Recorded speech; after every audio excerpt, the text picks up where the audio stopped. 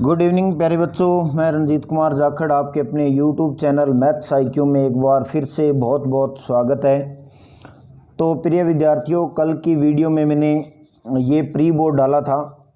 पहला pre board था जिसके अंदर 28 क्वेश्चन थे और पूरा का पूरा पेपर जो आपका बोर्ड का मॉडल पेपर आया था उसके अकॉर्डिंग ही मैंने ये पूरा पेपर तैयार किया था। ठीक है, तो आशा करता हूँ आपने ईमानदारी से इस पेपर को अटैम्प्ट किया होगा। जिन बच्चों को नहीं मिला है तो उनको मैं बता दूँ, ये पेपर जो है इसकी मैंने PDF टेलीग्राम चैनल पर भी डाली थी और व्हाट्सएप ग्रुप पर भी डाली थी।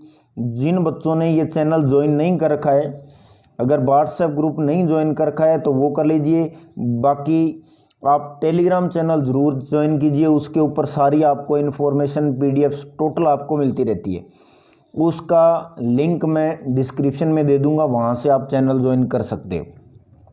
तो प्यारे बच्चों, कल की क्लास में ये मैंने पूरा प्री बोर्ड मैंने डाल दिया था और आपने इस पूरे प्री बोर्ड को PDF को निकलवा लिया होगा और आपने बहुत बढ़िया तरीके से इसको किया होगा।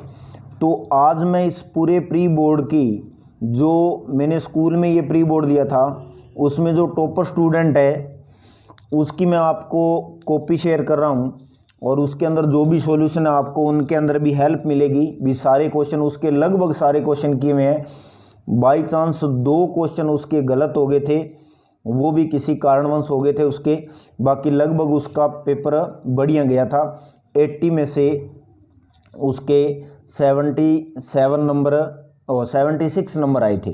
ठीक है बेटा, तो ये जो टॉपर स्टूडेंट है उसकी मैं कॉपी आपको दिखाऊंगा और उसके अंदर जितने भी क्वेश्चन किए हुए हैं वहाँ से आप अपना ये प्री बोर्ड जो है वो मैच कर लेना।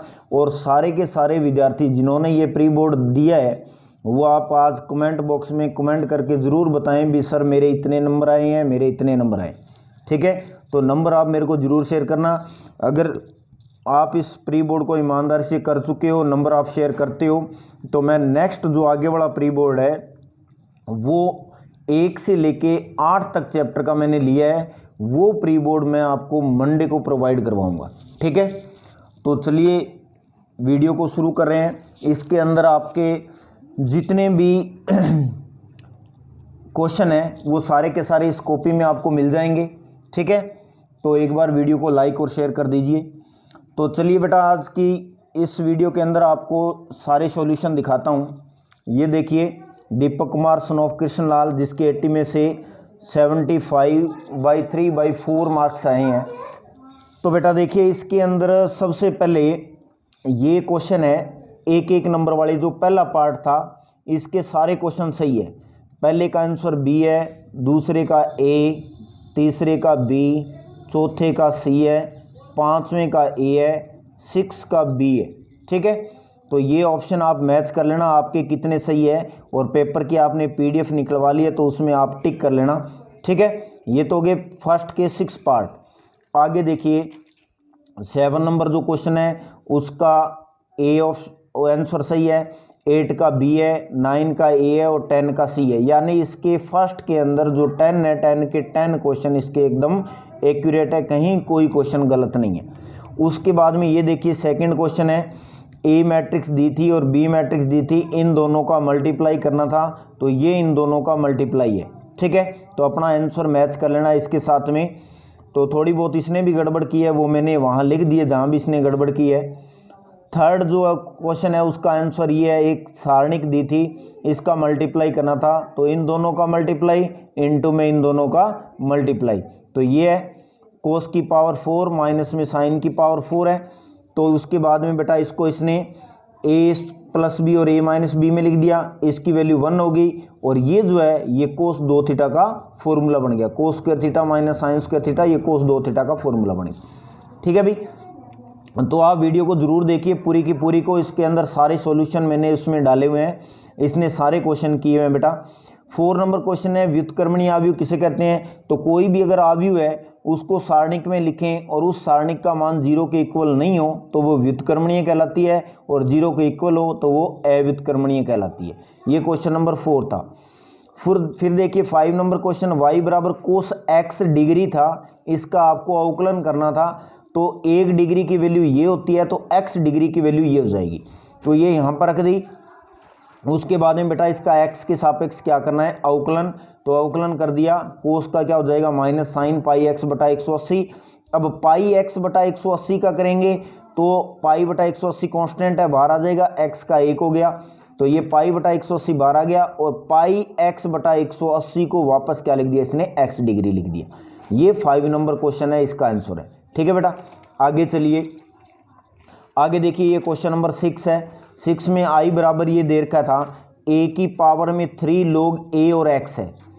तो log की प्रॉपर्टी से ये 3 जो है x की पावर में चला गया, और a log a की वैल्यू 1 होगी, ये यहाँ पर देखो इसने लिखा है, इसकी वैल्यू 1 होगी, तो x की पावर 3 बच गया, और इसका समाकलन x की पावर 4/4 हो गया। ठीक है बेटा, अब ये 8 नंबर क्वेश्चन देखिए, ये 12 नंबर चैप्टर है उसका था। पहले इसने इन दोनों को क्या कर दिया, अलग अलग कर दिया। उसके बाद में अपने को क्या करना है, चरों का पृथक्करण करना है। रेखिक अवकल समीकरण है, चरों का पृथक्करण 12.4 के अंदर है ये। तो देखो यहाँ पर e की पावर x है और dx है, इन दोनों को उधर ले जाओ, तो dx डिवाइड में तो ऊपर चला गया, e की पावर -x है नीचे आ गया, फिर e की पावर y आ गया, और ये e की पावर x आ गया। अब दोनों तरफ क्या करना है, इंटीग्रेशन करना है। ठीक है ना, तो इसने समाकलन का चिन्ह नहीं लगाया था, इसलिए मैंने यहाँ पर ये लिख दिया। तो इंटीग्रेशन का यहाँ पर इसने साइन नहीं लगाया, साइन लगाना था, दोनों साइड साइन लगा के फिर इसका इंटीग्रेशन करना है। तो e की पावर y का e की पावर y हो जाएगा, e की पावर x का e की पावर x हो जाएगा, प्लस में c आ जाएगा। ठीक है बेटा, ये क्वेश्चन नंबर था 8। आगे देखिए 9 नंबर जो क्वेश्चन था उसमें 2 आपको वेक्टर दिए थे, इनका क्रॉस मल्टीप्लाई करना था। तो 2 वेक्टर का क्रॉस मल्टीप्लाई आपको पता है सारणिक के द्वारा होता है, तो i j k लिख दिया, और फर्स्ट में i j k के गुणांक लिख दिए, फिर सेकंड में i j k के गुणांक लिख दिए। ठीक है, और फिर इसका क्या कर दीजिए, प्रसार करने पर -4i 20j और प्लस का 17k कैप इसका आंसर आएगा भी। ठीक है, तो स्क्रीनशॉट लेना, स्क्रीनशॉट ले लीजिए, साथ साथ में करना है तो वीडियो को रोक के और अच्छी तरह से आप इनके आंसर मैच कीजिए भी, हमारे कितने क्वेश्चन सही है कितने गलत है। चलिए आगे क्वेश्चन नंबर 10 है। 10 में देखो अपने को 3 वैल्यू दे रखी थी, L की, M की और N। ये डिक कोसाइन यानी DC दे रखे थे, और इसमें N की वैल्यू निकालनी थी। तो जो 3 DC होते हैं L M N, इनमें एक रिलेशन होता है L square M square N square की वैल्यू 1 होती है।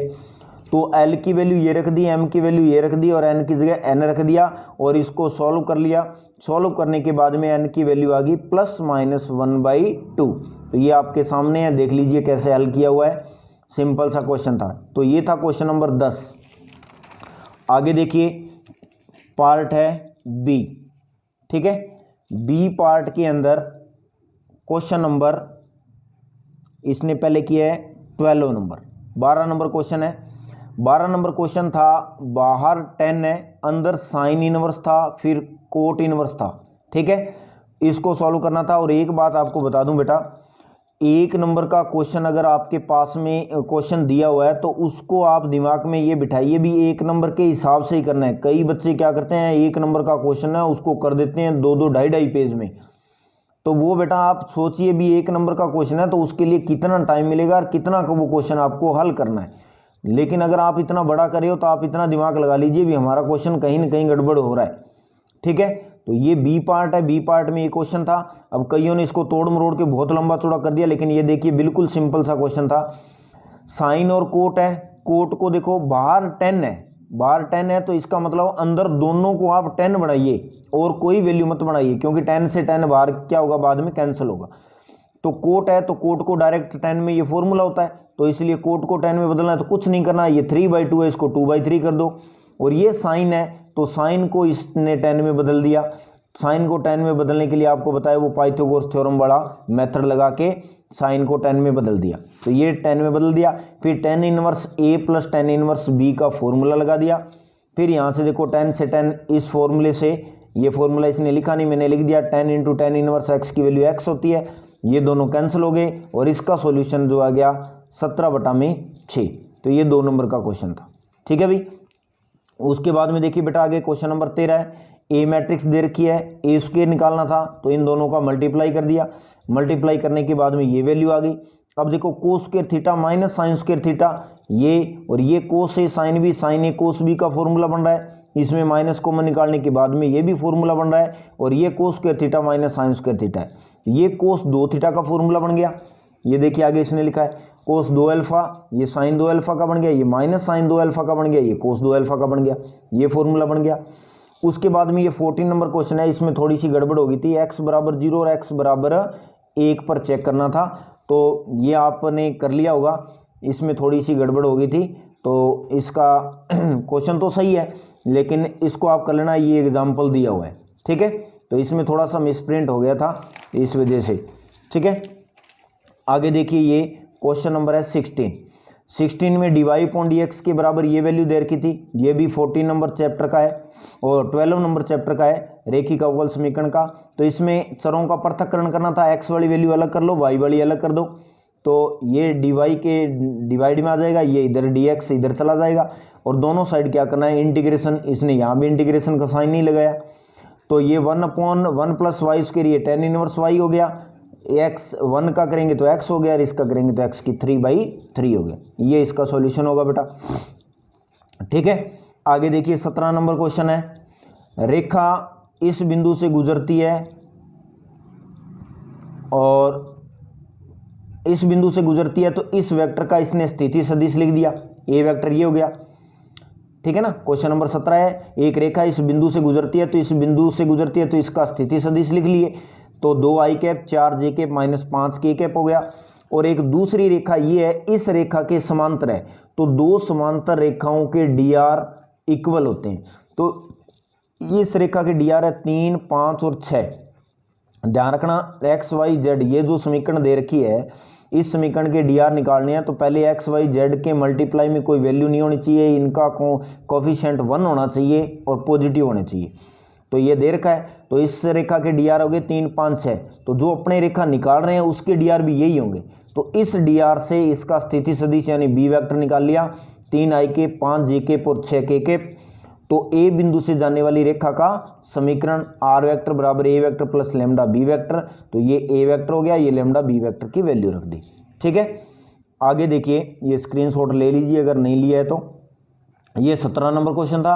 आगे 18 नंबर क्वेश्चन में है ए की प्रायिकता दे रखी है, बी की प्रायिकता दे रखी है, और ए व बी दो स्वतंत्र घटनाएं हैं। तो अगर दो स्वतंत्र घटनाएं हैं तो उनका इंटरसेक्शन पी ए और पी बी के मल्टीप्लाई के इक्वल होता है।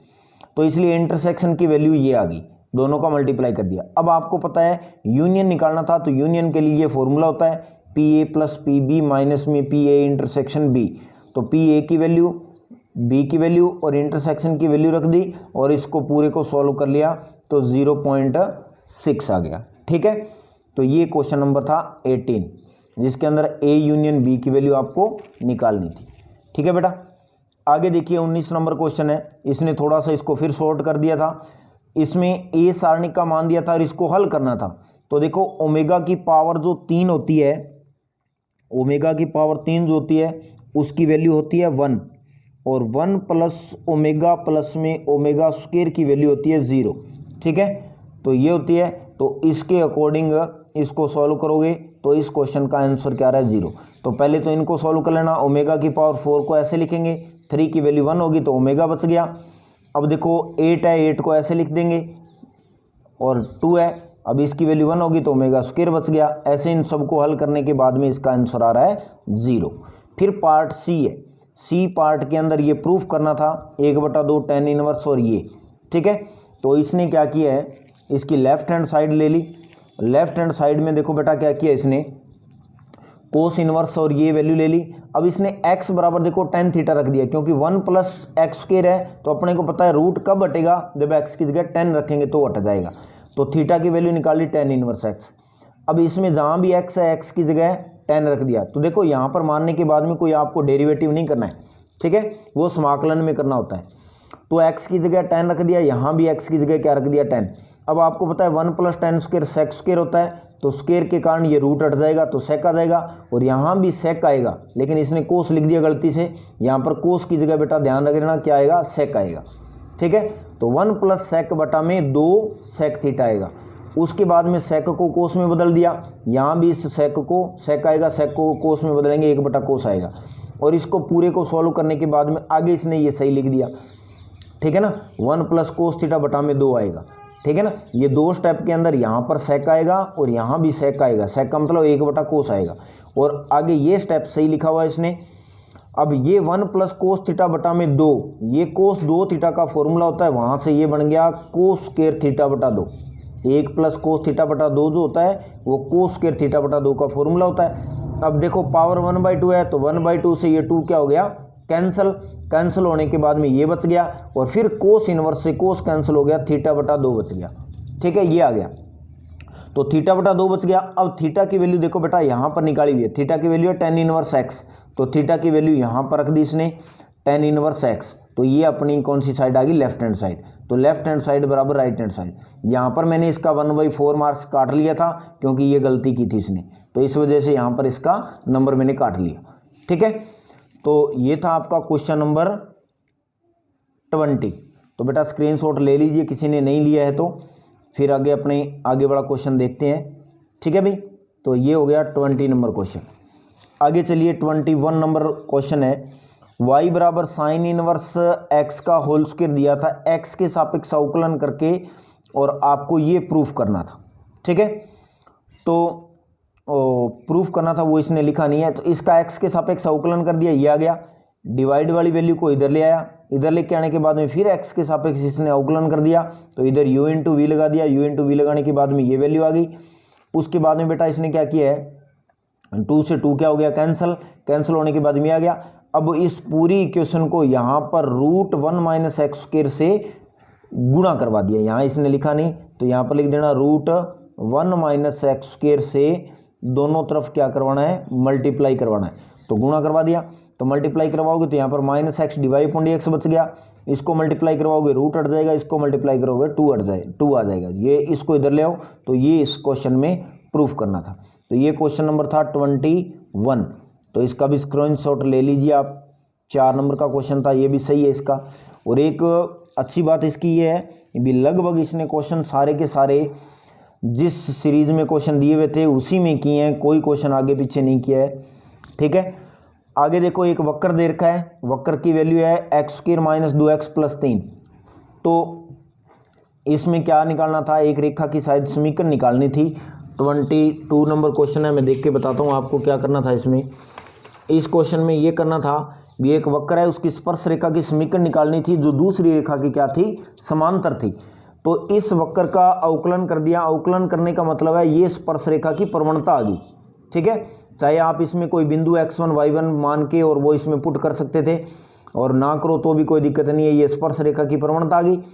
अब ये स्पर्श रेखा की प्रवणता आ गई, इस स्पर्श रेखा का समीकरण निकालना है, और ये स्पर्श रेखा किसी और रेखा के क्या समांतर है, जो रेखा आपको ये दे रखी है।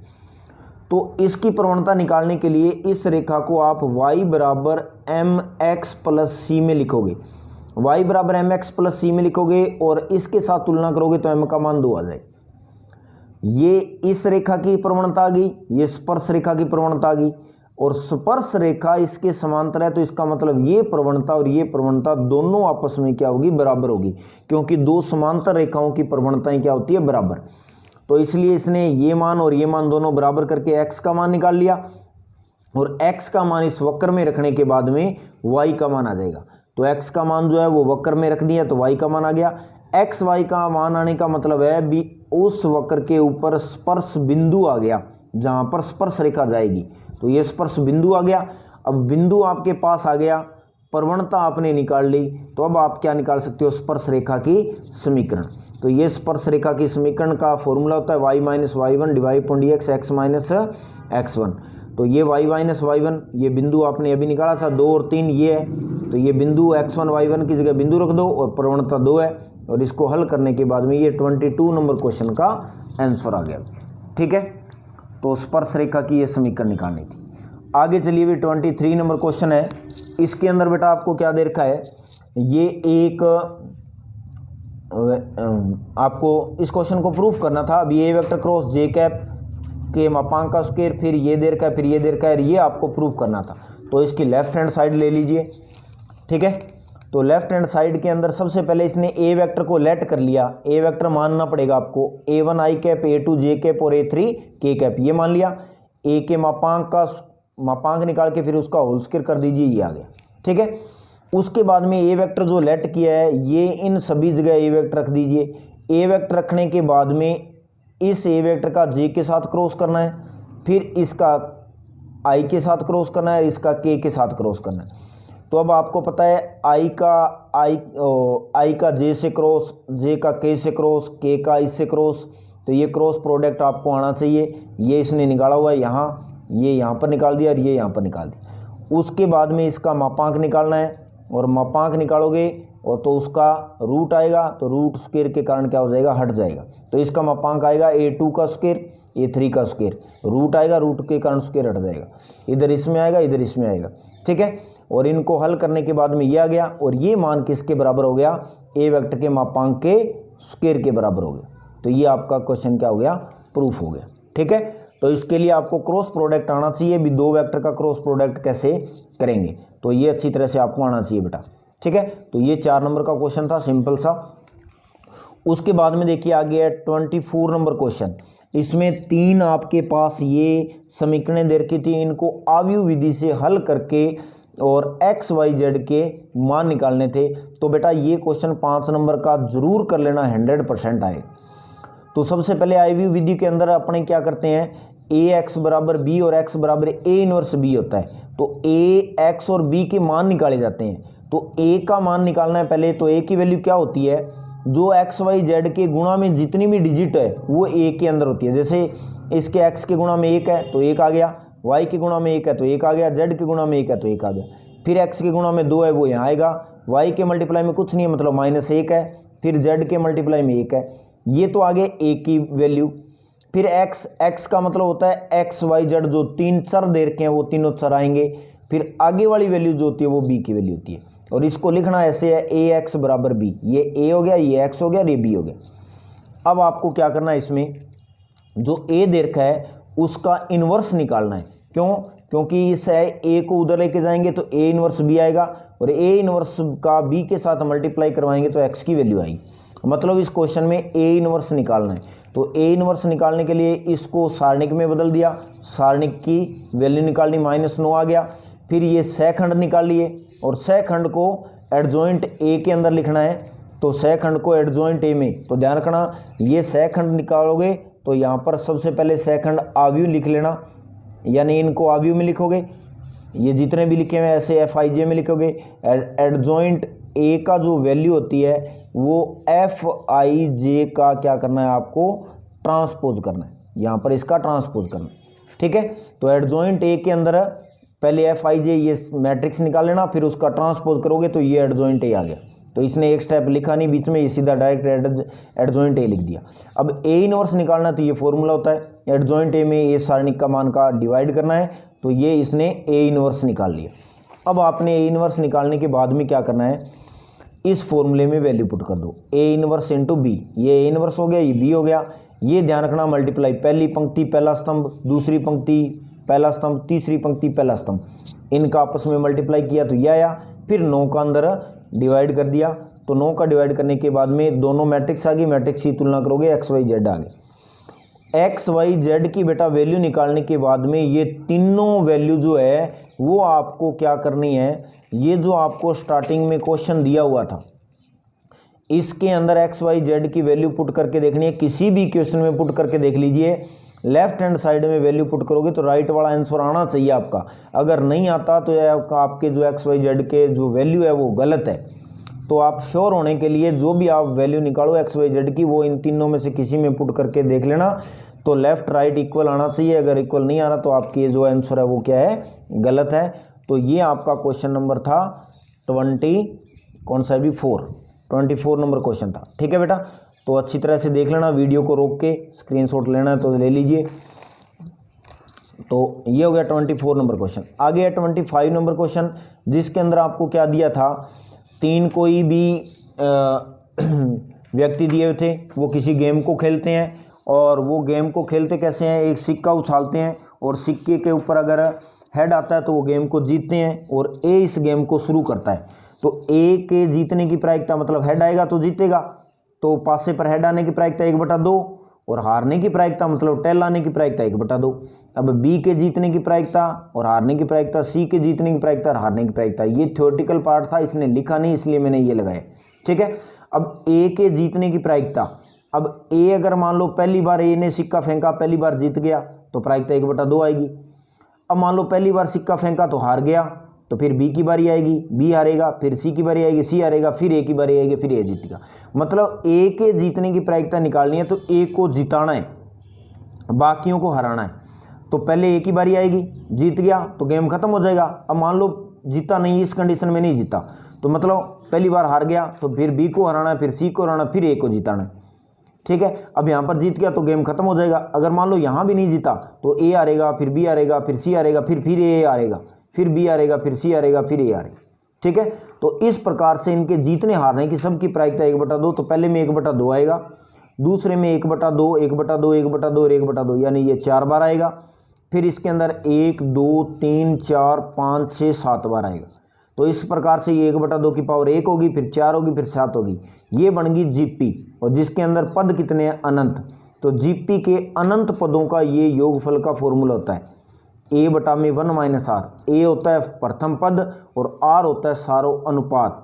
अनुपात R का मान निकालना है तो दूसरे पद में पहले पद का क्या कर दीजिए? भाग। इसके अंदर इसका भाग दोगे तो R आ जाएगा।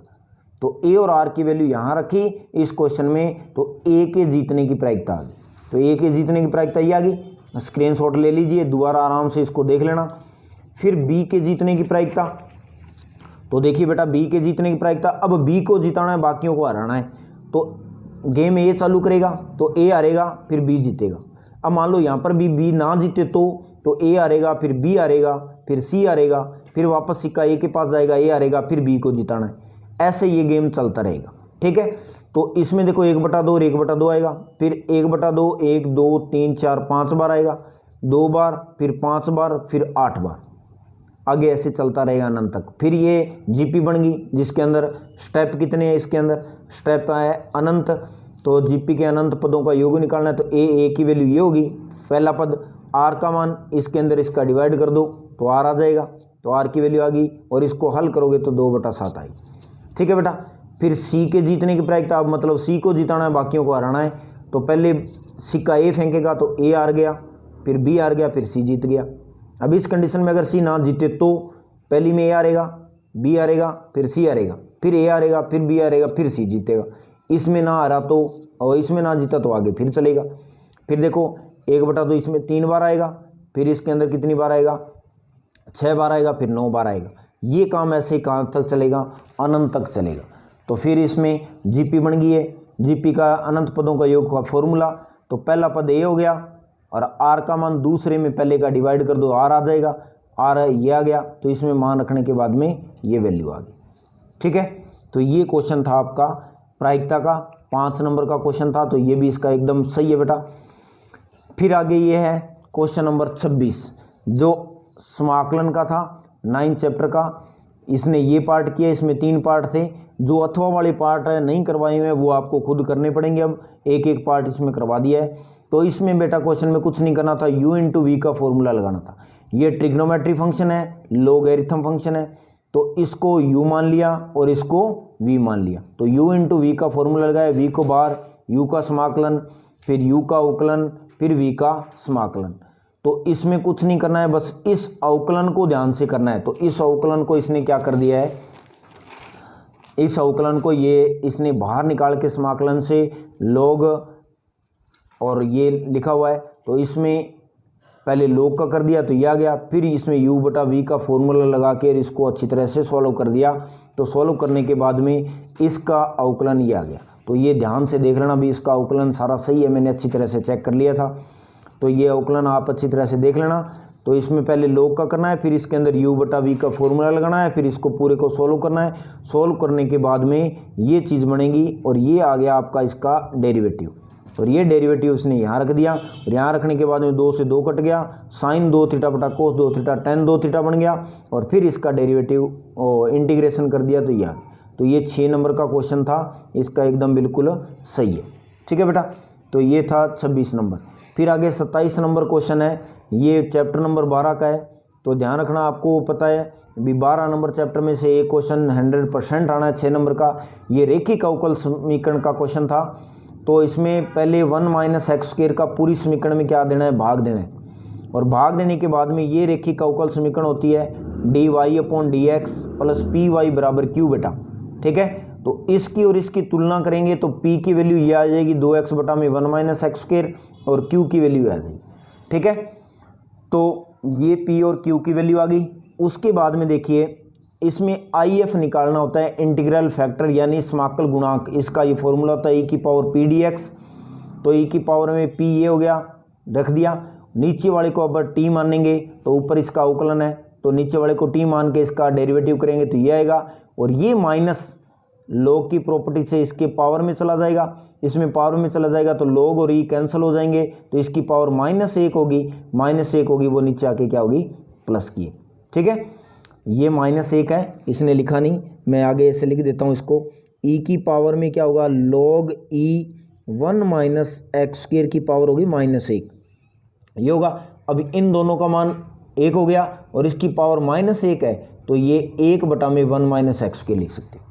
फिर इसका जो सॉल्यूशन होता है, इसने फिर यहाँ पर थोड़ी सी गड़बड़ कर दी, क्योंकि सॉल्यूशन क्या होता है, IF इंटू में y बराबर इंटीग्रेशन IF इंटू में q इंटू में dx, ये इसका सॉल्यूशन होता है।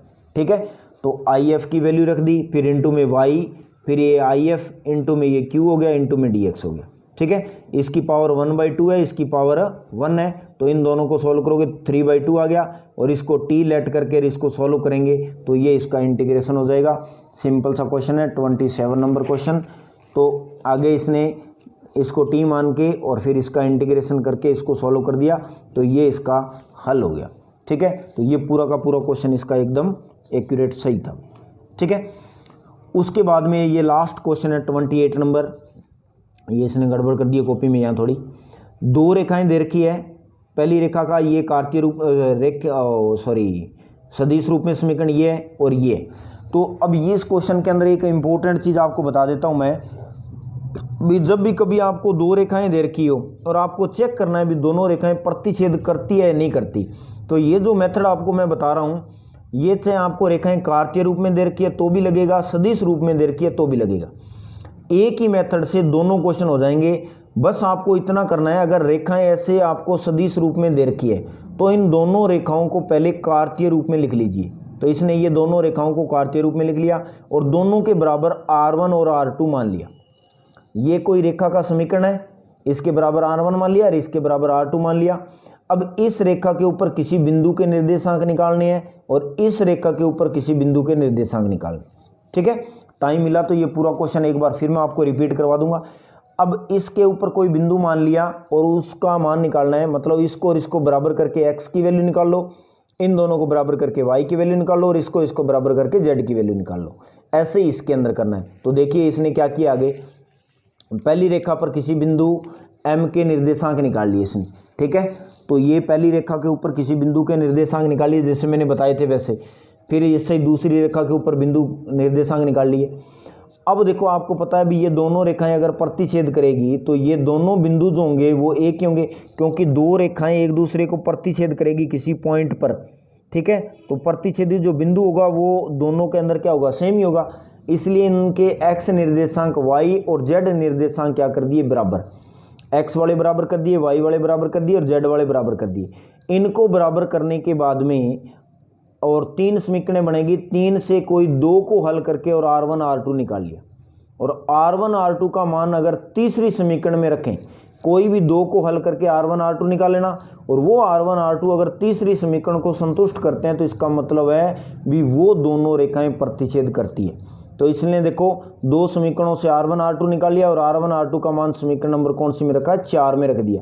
4 में रख दिया तो लेफ्ट और राइट दोनों बराबर आ गई, बराबर आ गई तो इसका मतलब ये दोनों रेखाएं एक दूसरे को प्रतिच्छेद करती है।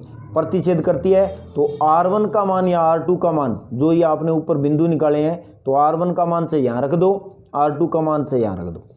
तो दोनों r1 का मान यहाँ रखोगे और r2 का मान यहाँ रखोगे तो ये दोनों बिंदु सेम आएंगे। क्यों? क्योंकि प्रतिच्छेदी बिंदु एक ही होगा। और वो प्रतिच्छेदी बिंदु ये होगा।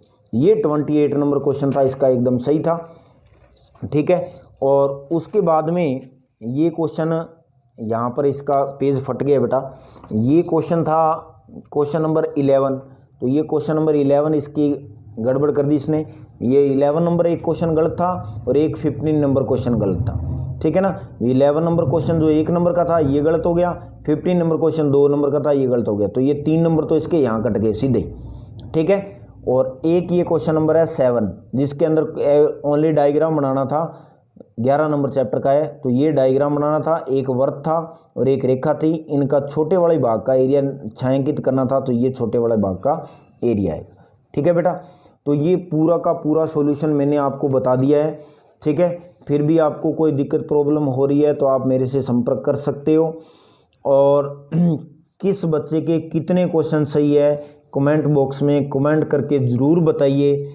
ऐसे ही आपको फिर मैं आगे वाला प्री बोर्ड जो मैंने ले चुका हूँ क्लास में, वो प्री बोर्ड मैं आपको बार बार कह रहा हूँ 1 से लेके 8 तक चैप्टर का लिया है, 40 मार्क्स का 40 नंबर का लिया है मैंने, वो आपके सामने फिर मैं मंडे को डाल दूंगा। ठीक है, और फिर उसके आगे वाले दिन उसका सॉल्यूशन पूरा का पूरा। इसके अंदर इसके पूरे मार्क्स आए हैं, उसमें थोड़ा बहुत कटे हैं, यही है टॉपर। वैसे तो काफ़ी बच्चों के नंबर अच्छे आए हैं दूसरे टेस्ट में, 40 में से 40 कम से कम 3-4 स्टूडेंट हैं। ठीक है, उनके आए हैं। तो इसके अंदर ये टॉपर स्टूडेंट था, इसकी मैंने कॉपी आपको दिखा दी है, सारे के सारे सॉल्यूशन आपको मिल गए हैं। किसी क्वेश्चन का सॉल्यूशन नहीं मिला है तो फिर भी मैंने को बता देना, इसकी मैं पूरे की PDF बना के और टेलीग्राम चैनल और व्हाट्सएप ग्रुप पे आपको डाल दूंगा। जिन विद्यार्थियों ने टेलीग्राम और व्हाट्सएप ग्रुप ज्वाइन नहीं कर रखा है तो वो प्लीज़ बेटा ग्रुप ज्वाइन कर लीजिए, क्योंकि ये लास्ट टाइम है, इसमें आपको इम्पोर्टेंट चीज़ें मिलेगी। बड़े क्वेश्चन कौन से करने हैं वो भी आपको बताऊंगा, और भी कोई गाइडलाइन जो भी आपको होगी वो आपको देता रहूँगा। और वीडियो को ज़्यादा से ज़्यादा शेयर कीजिए, क्योंकि ये बहुत इंपॉर्टेंट चीज़ है। जितने स्टूडेंट तक पहुँचे उतना ही बेटा कम है, आपके लिए बहुत फ़ायदेमंद है। ये प्री बोर्ड अगर किसी ने नहीं किया है तो आप बेटा ज़रूर करना इसको। ठीक है बेटा, तो इस प्रकार से वीडियो को बढ़िया देखते रहिए, लाइक सब्सक्राइब और बेल आइकन को प्रेस कर लीजिए और ज़्यादा से ज़्यादा वीडियो को शेयर कीजिए बेटा। ठीक है, थैंक यू, धन्यवाद।